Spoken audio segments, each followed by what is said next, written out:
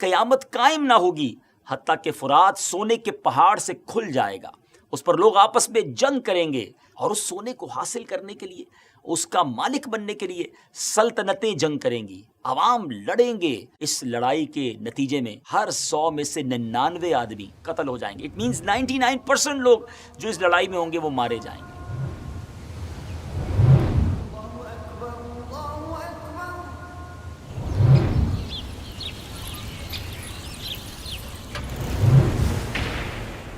السلام علیکم ورحمۃ اللہ وبرکاتہ۔ میرا نام عبدالحبیب اتاری ہے اور آج ایک بار پھر ہماری ویب سیریز قیامت کی نشانیوں میں ایک بڑی ہی عجیب و غریب، حیرت ناک قیامت سے پہلے ہونے والی نشانی ہم لے کر آئے ہیں۔ اس کے بارے میں آپ کو بتائیں گے، اور یہ بات ہوگی دریائے فرات کی۔ دریائے فرات ایک بڑا تاریخی دریا ہے، اور یہ دریا ایک روایت کے مطابق جنت سے جاری ہوتا ہے۔ یہ کہاں لکھا ہے، کیا معلومات ہیں، بہت کچھ بتائیں گے، اور پھر دریائے فرات کا قیامت کی نشانی سے کیا تعلق ہے وہ بھی آپ کو بتائیں گے۔ مگر اس سے پہلے دریائے فرات ہی کے کنارے تاریخ کا ایک ایسا واقعہ، انصاف کی ایک ایسی داستان رقم کی گئی کہ آئیے آپ کو وہ بھی سناتے ہیں کہ آپ کو معلوم ہو کہ پہلے کے زمانے کے قاضی کتنے امانت دار اور انصاف کے نتیجے تک پہنچنے کے لیے کس حد تک جاتے تھے۔ اللہ کرے کہ آج بھی انصاف کا ایسا دورہ ہو جائے۔ آپ کو تاریخ کے اوراق کی ایک سنہری کہانی کی طرف لیے چلتے ہیں۔ معاملہ یہ تھا کہ فرات کے کنارے کھجوروں کا ایک باغ تھا، جس کے مالک چند بھائی اور ان کی ایک بہن تھی۔ بہن نے اپنا حصہ علیحدہ کر کے درمیان میں ایک دیوار تعمیر کروا دی اور ایک فارسی شخص کو اس کی نگہبانی کے لیے مقرر بھی کر دیا۔ اب اس شہر کے امیر موسیٰ بن عیسیٰ نے اس کے بھائیوں سے ان کا حصہ سارا باغ خرید لیا اور اس عورت کو بھی اپنا حصہ بیچنے کو کہا اور بڑی رقم کی اسے آفر بھی دی۔ عورت نے اپنا حصہ بیچنے سے انکار کر دیا تو امیر نے 500 آدمی بھیج کر اس کی دیوار کو گرا دیا اور پورے باغ کو تباہ کر دیا۔ اب جناب ایسا آج ہمارے دور میں بھی ہوتا ہے کہ لوگ کسی کی زمین خریدنا چاہتے ہیں یا قبضہ ہی کر لیتے ہیں، مگر وہ عورت اس زمانے کے بڑے ہی کمال کے جج حضرت سیدنا شریک رحمۃ اللہ تعالی کے پاس آئی اور ساری کہانی سنا دی، اور انہوں نے کہا کہ مجھ مظلومہ کو میرا حق دلوایا جائے۔ اس مظلومہ کی انہوں نے فریاد سنی اور اس لیٹر کو سیل لگا کر حکم نامہ اس عورت کے سپرد کیا اور کہا کہ تم امیر موسیٰ بن عیسیٰ کے پاس جاؤ اور یہ حکم نامہ اسے دے کر کہو کہ جج صاحب کی عدالت میں حاضر ہو جاؤ۔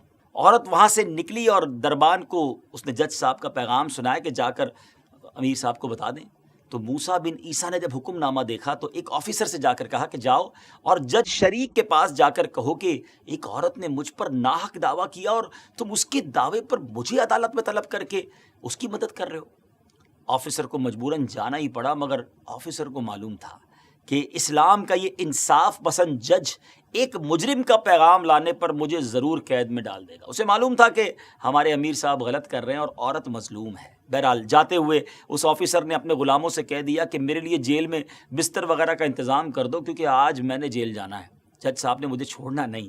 بہرحال ایسا ہی ہوا کہ جب وہ آفیسر جج صاحب کے پاس اپنے امیر کا، اپنے آقا کا پیغام لے کر پہنچا تو جج صاحب نے حکم دیا کہ اسے گرفتار کر کے قید خانے میں ڈال دو۔ جب وہ امیر موسیٰ بن عیسیٰ کو اپنے آفیسر کی گرفتاری کی خبر پہنچی تو اس نے اپنے دربان کو جج کی طرف بھیجا کہ آپ نے ہمارے قاصد کو گرفتار کر لیا، اس نے تو صرف پیغام پہنچایا تھا، اس کا کیا قصور ہے؟ اب جو یہ جج، اس امیر کا خاص دربان وہاں پر پہنچا تو جج نے اس پیغام لانے والے کو بھی اسی کے ساتھی کے ساتھ جیل بھیج دیا۔ اب موسیٰ بن عیسیٰ کو اپنے دربان خاص کی جب گرفتاری کی اطلاع پہنچ گئی تو اس نے عصر کی نماز کے بعد کوفہ کے با اثر اور نمایاں لوگوں کو پیغام دیا کہ جاؤ اور جج صاحب سے کہو کہ ان کو میرا سلام بھی کہنا اور انہیں کہنا کہ آپ نے میری بے عزتی کی ہے، میں کوئی عام آدمی نہیں ہوں۔ کوفہ کے با اثر لوگوں نے یہ پیغام لیا اور جیسے ہی جج صاحب کے پاس گئے تو وہ جج صاحب کہتے ہیں کہ تمہیں ایک ایسے شخص کی طرفداری کرتے ہوئے دیکھ رہا ہوں جو حق پر نہیں ہے۔ پھر با آواز بلند فرمایا کہ کیا یہاں قبیلے کے جوان موجود ہیں؟ تو کچھ نوجوان بھی آگے آ گئے۔ اب جج صاحب نے فرمان جاری کیا کہ ایک ایک کا ہاتھ پکڑو اور ان سب کو جیل پہنچا دو۔ خدا کی قسم آج کی رات یہ لوگ جیل میں گزاریں گے تاکہ آئندہ یہ کسی ظالم کی طرفداری کرتے ہوئے اس کا پیغام نہ لائیں۔ شہر کے بڑے لوگوں کو بھی جیل میں ڈال دیا گیا۔ ناظرین یہ کیسی داستان ہے۔ اب امیر موسیٰ بن عیسیٰ کو ان کی گرفتاری کی جب اطلاع ملی تو رات کے وقت وہ خود جیل آیا، دروازہ کھلوایا اور سارے قیدیوں کو اس نے آزاد کروا دیا۔ صبح جب انصاف پسند جرت مند قاضی صاحب کو معلوم ہوا کہ آرڈر کے خلاف امیر نے آ کر سب کو رہا کر دیا ہے، تو قاضی صاحب نے رجسٹر منگوایا اور اس پر سیل لگائی اور تمام ریکارڈ کو گھر بھجوا کر خادم کو سواری لانے کا حکم دیا اور کہا کہ اب ہم کوفہ میں نہیں رہیں گے۔ خدا کی قسم، ہم نے امیر المومنین سے یہ عہدہ ڈیمانڈ کر کے نہیں لیا تھا، بلکہ ہمیں تو مجبور کیا گیا تھا کہ ہماری حفاظت اور سرپرستی کی ذمہ داری لی گئی تھی۔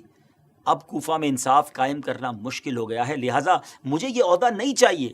یہ کہہ کر آپ رحمۃ اللہ تعالی علیہ کوفہ کے اس پل کی طرف چل دیے جو بغداد جاتا تھا۔ جب موسیٰ بن عیسیٰ کو یہ معلوم ہوا کہ قاضی صاحب جا رہے ہیں تو وہ فوراً دوڑا ہوا آیا اور کہا کہ حضور آپ ایسا نہ کریں، کوفہ چھوڑ کر آپ بغداد نہ جائیں۔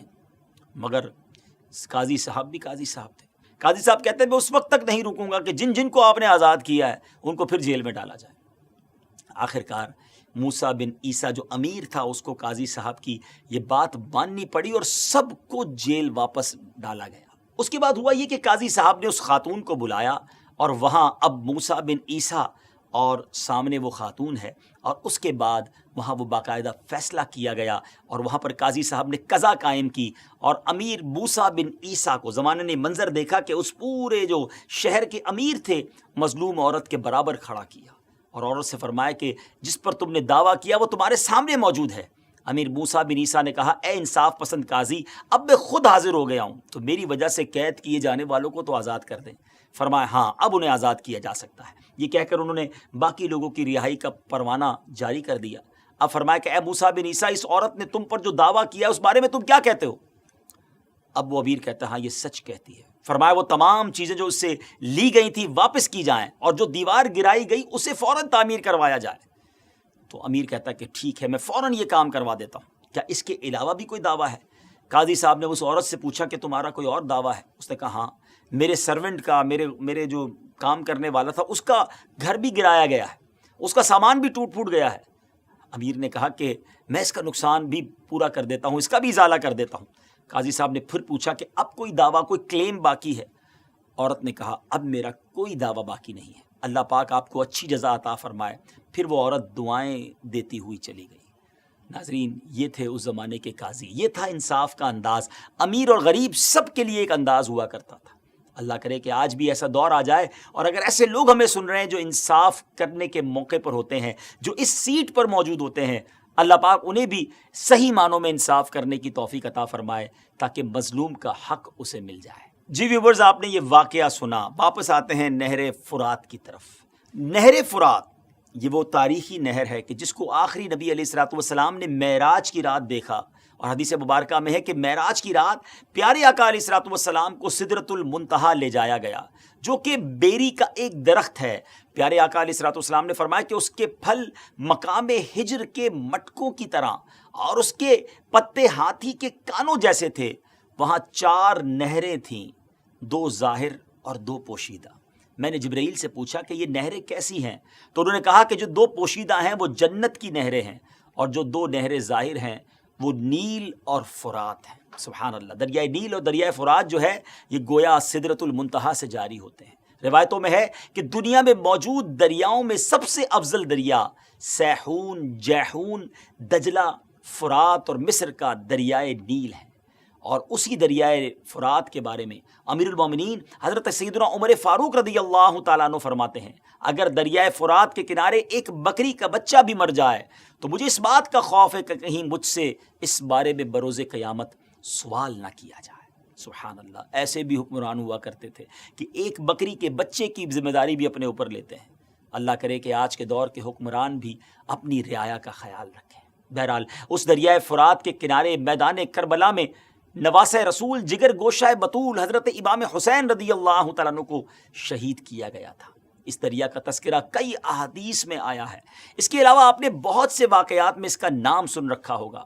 فرات کا نام قدیم فارسی کے لفظ افراتو سے نکلا ہے، اور چند ماہرین کا کہنا ہے کہ فرات کا لفظ کرد زبان سے نکلا۔ ڈیئر ویورز، اب ہم اس طرف آتے ہیں کہ اس دریائے فرات کا اس سلسلے یعنی قیامت کی نشانیوں سے کیا تعلق ہے۔ تو اس کا تعلق قیامت قائم ہونے سے کچھ اس طرح ہے کہ حدیث پاک میں قیامت قائم ہونے سے پہلے کی ایک نشانی بتائی گئی ہے جس کا تعلق دریائے فرات سے ہے۔ وہ نشانی یہ ہے کہ قرب قیامت میں دریائے فرات کا پانی خود بخود خشک ہو جائے گا اور اس کی زمین پھٹ جائے گی، جس سے سونے، چاندی اور دیگر خزانوں کی کانیں نظر آنے لگیں گی۔ دریائے فرات میں جگہ جگہ بڑے بڑے سوراخ ہو جائیں گے، جن سے زمین میں دفن ہونے والے خزانے زمین کے اوپر آ جائیں گے، اور پھر جب دریائے فرات پھٹے گا تو سونا ظاہر ہوگا، اور لوگ یہ خبر سن کر سونا حاصل کرنے کے لیے دوڑ پڑیں گے، اور 3 ٹولیاں یعنی 3 گروپس بن جائیں گے، اور ان تینوں میں اس شدت کی لڑائی ہوگی کہ جب وہ لڑائی کریں گے تو اس وجہ سے بہت سارے لوگ اپنی جانوں سے ہاتھ دھو بیٹھیں گے۔ یہ کیسی خطرناک لڑائی ہوگی، کتنے لوگ اس میں مارے جائیں گے، اس بارے میں حدیث مبارک سنیے۔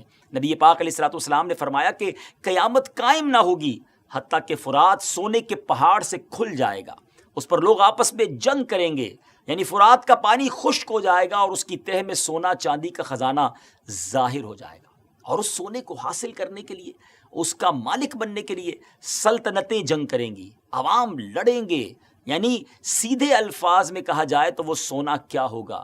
جنگ و جدال کی جڑ اور ہلاکت کا سبب ہوگا۔ ہر شخص یہی آس لگائے گا کہ شاید یہ سارا مجھے مل جائے، چلو قسمت آزمائی کروں اور لوگوں سے لڑوں بھروں۔ اس لڑائی کے نتیجے میں پیارے آقا علیہ الصلوۃ والسلام نے فرمایا ہر 100 میں سے 99 آدمی، جی ہاں 99 لوگ قتل ہو جائیں گے۔ اٹ مینز 99% لوگ جو اس لڑائی میں ہوں گے وہ مارے جائیں گے۔ ہر شخص یہی کہے گا کہ شاید میں ہی وہ ہوں جو نجات پا جائے۔ اس لڑائی جھگڑے سے بچنے کا طریقہ نبی پاک علیہ الصلوۃ والسلام نے ہمیں یہ بتایا کہ قریب ہے کہ فرات سونے کے خزانے سے کھل جائے تو جو وہاں حاضر ہو وہ اس میں سے کچھ نہ لے، یعنی اس سونے چاندی سے دور بھاگے، وہاں ٹھہرے بھی نہیں، کیونکہ اس پر بڑی لڑائی اور عام قتل و غارت گری ہوگی۔ نیز اس خزانے کے لینے سے عذاب الہی نازل ہوگا، بلائیں آئیں گی، یہ مال، یہ سونا، یہ چاندی خزانہ قارونی کی طرح منحوس ہوگا اور اس سے نفع لینا درست نہ ہوگا۔ ایک عجیب فتنے کا دور ہوگا ناظرین، نفسا نفسی کا عالم ہوگا۔ حدیث پاک میں آتا ہے کہ رسول اللہ صلی اللہ تعالیٰ علیہ وسلم نے فرمایا اس کی قسم جس کے قبضے میں میری جان ہے کہ دنیا ختم نہ ہوگی حتیٰ کہ ایک آدمی قبر پر گزرے گا تو وہ وہاں لوٹے گا اور کہے گا کہ ہائے کاش اس قبر والے کی جگہ میں ہوتا۔ یعنی اس وقت دنیا میں فتنے اور آفتیں، بلائیں اس قدر ہوں گی کہ لوگ زندگی پر موت کو ترجیح دیں گے اور قبر کو دیکھ کر تمنا کریں گے کہ اس قبر میں ہم دفن ہو چکے ہوتے ہیں۔ یعنی لوگ اس قدر ان لڑائیوں اور فتنوں سے پریشان ہوں گے کہ جہاں یہ سب کچھ ہو رہا ہوگا۔ یعنی دریائے فرات یہ کوئی عام دریا نہیں ہے ناظرین، بلکہ دریائے فرات جنتی دریا ہے اور قرب قیامت میں سے دنیا سے اٹھا لیا جائے گا۔ حضرت ابن عباس رضی اللہ تعالیٰ عنہ نے فرمایا کہ اللہ تعالیٰ نے 5 نہروں کو جنت سے جاری فرمایا ہے، جیحون، سیحون، دجلہ، فرات اور دریائے نیل۔ 5 ندیاں ایک ہی چشمے سے جاری ہوتی ہیں۔ اللہ پاک نے حضرت جبرائیل علیہ الصلوۃ والسلام کے ذریعے جنت کے اس چشمے کو پہاڑوں کے اندر امانت رکھ دیا ہے اور پہاڑوں سے نہروں کو زمین پر جاری فرما دیا ہے، جس سے لوگ طرح طرح کے فوائد حاصل کر رہے ہیں۔ جب یاجوج ماجوج کے نکلنے کا وقت ہوگا تو اللہ تعالیٰ حضرت جبرائیل علیہ الصلوۃ والسلام کو زمین پر بھیجے گا اور وہ 6 چیزوں کو زمین سے اٹھا لے جائیں گے۔ نمبر 1 قرآن مجید، نمبر 2 تمام علوم، نمبر 3 حجر اسود، نمبر 4 مقام ابراہیم، نمبر 5 حضرت موسیٰ علیہ الصلوۃ والسلام کا تابوت، اور نمبر 6 یہ مذکورہ بالا جو 5 دریا ہیں یہ زمین سے اٹھا لیے جائیں گے، اور پھر دین و دنیا کی برکتیں روئے زمین سے اٹھ جائیں گی اور لوگ برکتوں سے بالکل محروم ہو جائیں گے۔ پیارے ویورز، ان ساری تفصیلات کو سننے کے بعد ایک بات جو واضح ہوتی ہے کہ یہ نشانی ابھی ظاہر نہیں ہوئی ہے بلکہ قیامت کے قرب میں ظاہر ہوگی، اور یہ وقت بہت فتنوں کا ہوگا۔ ہم بس اللہ تبارک و تعالیٰ کی پناہ مانگتے ہیں کہ اللہ پاک ان فتنوں سے ہمیں بچائے، دین اسلام پر استقامت عطا فرمائے، اور جب موت کا وقت آ جائے تو رب کریم ہمیں ایمان پر ہی موت عطا فرمائے۔ ڈیئر ویورز، آج کے ایپیسوڈ کا وقت ختم ہوا۔ ہمارے دعوت اسلامی کے یوٹیوب چینل کو سبسکرائب بھی کر دیجئے، ہماری ویڈیوز کو شیئر بھی کیا کریں تاکہ ایک اوتھنٹک معلومات ہم سب کو مل سکے۔ اگلے ایپیسوڈ میں ایک اور قیامت کی نشانی لے کر حاضر ہوں گے۔ اللہ پاک ہم سب کو دنیا اور آخرت کی برکت عطا فرمائے۔ دعاؤں میں یاد رکھیے گا۔ السلام علیکم ورحمۃ اللہ وبرکاتہ۔